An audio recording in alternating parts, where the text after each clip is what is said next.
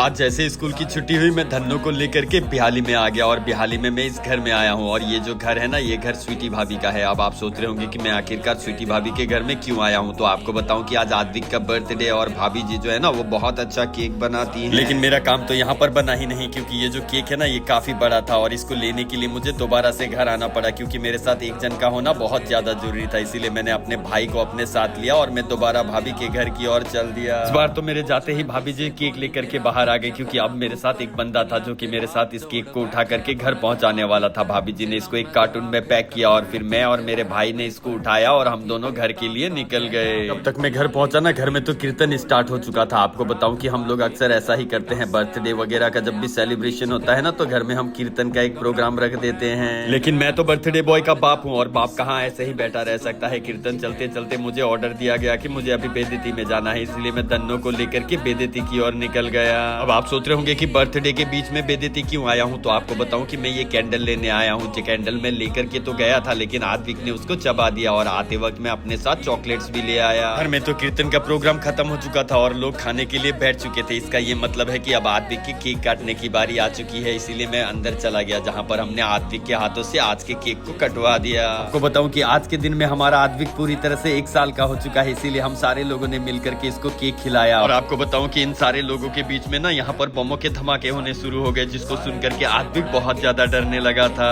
इतने धमाके सुनकर तो साला अपन भी डर गया, इसीलिए अपन निकल करके बाहर आ गया, जहाँ पर मुझे ये नजर आ गई जो कि कंप्लेन देने लग गई। कंप्लेन ना हमेशा रहता है। अभी क्या कंप्लेन आया पता है? मैं इन लोगों को निकालता नहीं कहीं भी वीडियो में। क्या बात करते हैं तुम लोग?